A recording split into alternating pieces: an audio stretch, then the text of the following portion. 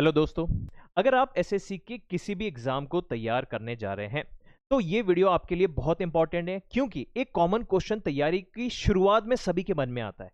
किस एग्जाम को टारगेट करें? एसएससी में तो बहुत सारे एग्जाम्स हैं। एसएससी सीजीएल भी है, एसएससी सीपीओ भी है, एमटीएस भी है, सीएचएसएल भी है, जीडी भी है, स्टेनोग्राफर, दिल्ली पुलिस। तो किस एग्जाम को टारगेट करें? दो चार एग्जाम को टारगेट करें कि सभी को टारगेट करें, या फिर किसी एक एग्जाम की तरफ लक्ष्य साध के रखें? तो दोस्तों, ये सारे जो आपके डाउट्स हैं ये हम क्लियर करने वाले हैं इस वीडियो में। तो चलिए आइए, सबसे पहले एसएससी में कौन कौन से एग्जाम्स होते हैं। एसएससी में एसएससी सीजीएल एग्जाम होता है, सीपीओ होता है, सीएचएसएल है, एमटीएस है, दिल्ली पुलिस है, जीडी है, स्टेनोग्राफर है। अब अलग अलग एग्जाम्स अलग अलग आपको पोस्ट देंगे। Group B, group C post से लेके ग्रुप डी पोस्ट तक के ये सारे एग्जाम्स हैं।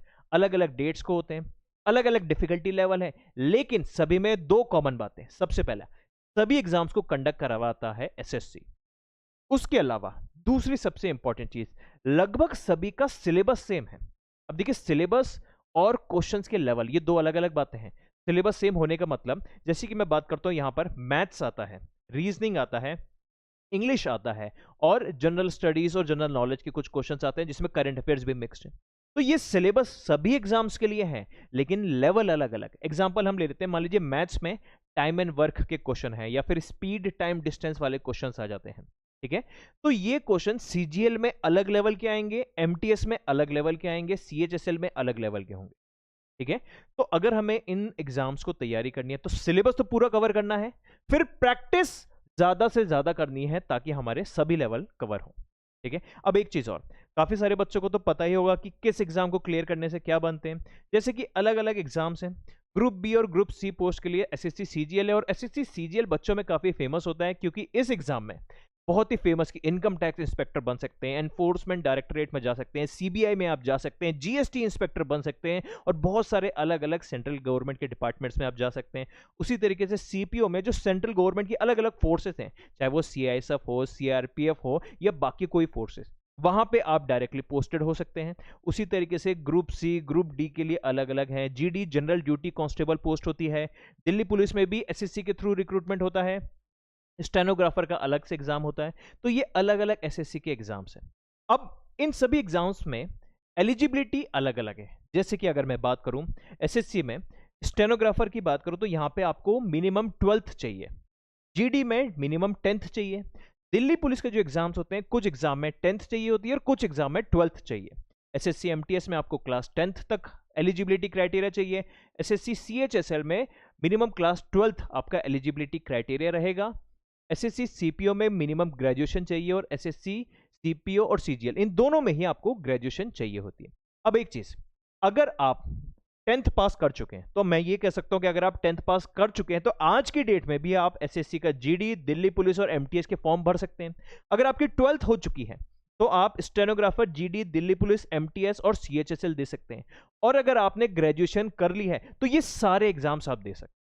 अब बात आती है कि सर ये सारे एग्जाम्स हमें देने चाहिए। जैसे ज्यादातर लोगों की प्रायोरिटी होती है कि सर या तो हमें ये वाली पोस्ट चाहिए, उसके लिए कोई पर्टिकुलर एग्जाम होगा, या फिर कुछ लोगों की प्रायोरिटी होती है कि सर हमें तो पहले नौकरी चाहिए। अब देखिए, क्योंकि सभी का सिलेबस सेम है, तो जब सेम सिलेबस है तो तैयारी एक साथ ही की जानी चाहिए। सबसे अक्लमंद डिसीजन यही रहेगा जिसने एक साथ इन एग्जाम्स की तैयारी शुरू करी। इसके अलावा अब जब आप इन एग्जाम्स की तैयारी कर रहे हैं तो इसके सिलेबस को ध्यान में रखते हुए आपको कुछ चीजें हैं, कुछ फैक्ट्स हैं जो मैं कहूंगा आपको ध्यान में रखने चाहिए। सबसे पहले मैं बात करता हूं, जैसे कि इंक्रीजिंग नंबर ऑफ एप्लीकेंट्स। आप पिछले 5 साल का डेटा निकाल लीजिए। 5 साल में हर बार नंबर ऑफ एप्लीकेशन ज्यादा भरे जा रहे हैं, चाहे वो कोई भी फॉर्म हो, कोई भी एग्जाम हो। पिछले साल से ज्यादा इस साल भरे गए थे, और इस साल से ज्यादा अगले साल इसके फॉर्म्स भरने वाले हैं। इससे क्या पता चलता है? एप्लीकेशन फॉर्म से कंपटीशन बढ़ रहा है ज्यादा से ज्यादा। जहां पे किसी एग्जाम में 50,000 एक जमाने में बैठा करते थे, वहां पे 1 लाख हो गए, अब 2 लाख, फिर 3 लाख, फिर 4 लाख। नंबर ऑफ एप्लीकेशन देख रहे हैं लाखों में है, और ये पूरे देश भर में अलग अलग जगह से बच्चे पढ़ रहे हैं, अलग अलग किताबों से पढ़ रहे हैं, अलग अलग तरीकों से प्रैक्टिस कर रहे हैं, रिविजन कर रहे हैं, टेस्ट सीरीज लगा रहे हैं। तो इन देश भर में अलग अलग बच्चे, ज्यादा से ज्यादा बच्चे अब एसएससी के एग्जाम्स की तरफ आ रहे हैं, तो कॉम्पिटिशन बढ़ रहा है।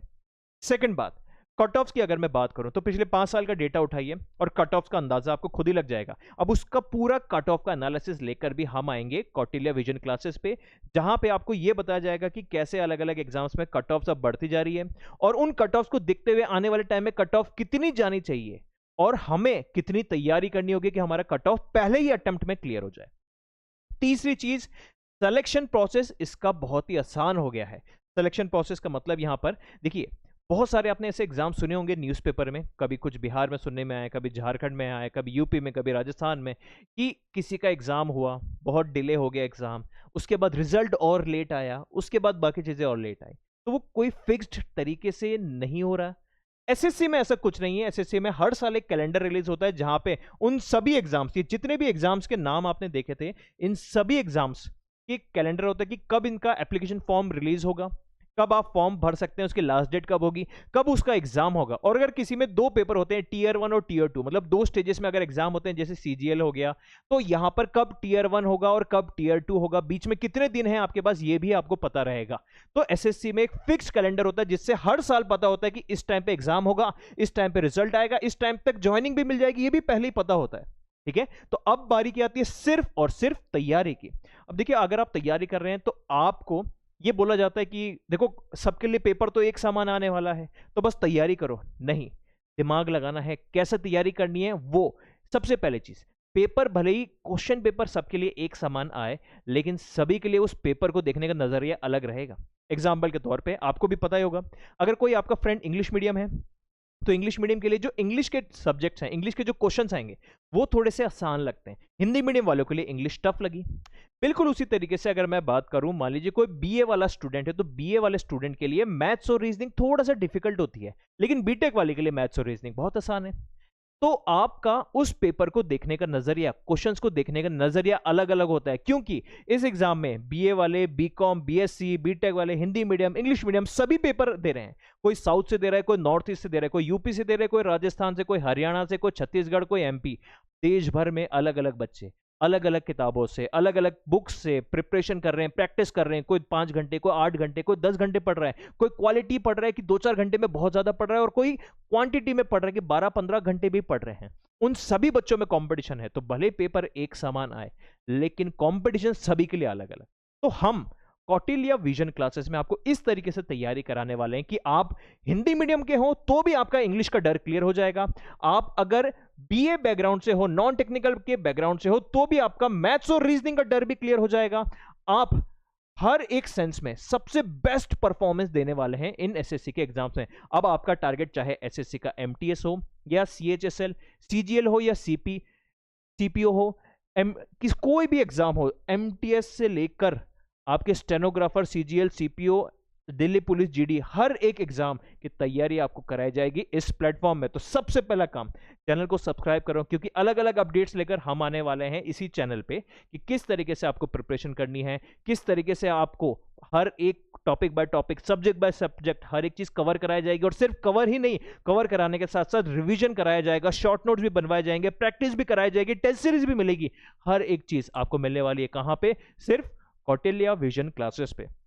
तो दोस्तों, ये थी हमारी इंपॉर्टेंट अपडेट। तो अगर आप अभी प्रिपरेशन करना चाह रहे हैं तो सबसे पहले नोटिफिकेशन का इंतजार मत करो, तैयारी आज से अभी से चालू करो। सबसे पहला काम होता है सिलेबस को देखो और तैयारी कैसे करनी है, पहले अपना खुद का प्लान बनाओ, फिर टीचर्स आपको इनपुट देंगे। तो पहला कदम आप लेंगे, बाकी के 99 कदम हमारी तरफ से हम आपको दिलवाएंगे, ताकि आप पहले ही अटेम्प्ट में अपने गोल पे पहुंच जाए। उसके बाद जब आप अपना नोटिफिकेशन का इंतजार ना करें और अभी से आप जब तैयारी करने लग जाएंगे, तो अपनी तैयारी के दौरान जब अपनी प्रिपरेशन कर रहे हैं, तो सबसे पहले आप सिलेबस को देखने के साथ साथ पीवाईक्यू क्वेश्चंस देखिए। पीवाईक्यू क्वेश्चंस मतलब सभी एग्जाम्स के प्रीवियस ईयर जो अलग अलग एग्जाम्स में जो क्वेश्चंस आए, चाहे सीजीएल हो या सीएचएसएल हो, सीपीओ हो या एमटीएस, इनके प्रीवियस ईयर कैसे क्वेश्चंस पूछे गए, इनको आप देखिए। प्रीवियस ईयर क्वेश्चंस से आपको आइडिया लग जाएगा कि किस तरीके के क्वेश्चंस पूछे जाते हैं, और इसी तरीके के क्वेश्चन सॉल्व करने से हमारी नौकरी लगेगी। देखिए, एकदम प्रैक्टिकली मैं बात करता हूं, आपकी नौकरी कैसे लगेगी?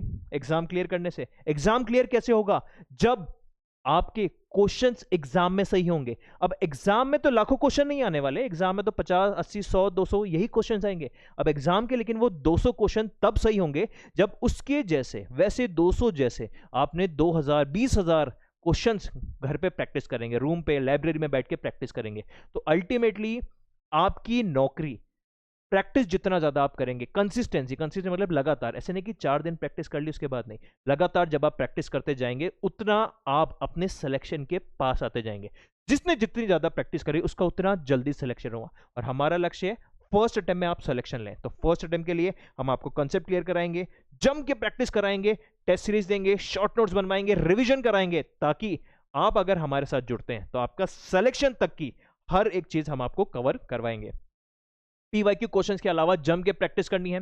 ट्रिक्स जो होती हैं, जैसे मैथ्स हो गया, रीजनिंग हो गया, इंग्लिश में भी रटने के लिए, जीएस में भी समझने के लिए आपको अलग अलग ट्रिक्स के इस्तेमाल करके कम समय में ज्यादा क्वेश्चंस कैसे किए जाए, इसके लिए ट्रिक्स और शॉर्ट नोट्स हम आपके लिए प्रिपेयर करवाएंगे। और कहीं आप कोई सब्जेक्ट भूल ना जाए, 2 महीने पहले पढ़ा हुआ सब्जेक्ट अभी भूल गए तो क्या फायदा पढ़ने का, इसलिए टाइम टू टाइम आपको रिवीजन भी कराते जाएंगे। और सबसे important, practice practice and practice, जम के आप प्रैक्टिस करेंगे, ताकि जितनी ज्यादा आप प्रैक्टिस करें उतना आप अपने सिलेक्शन के पास आ सकें।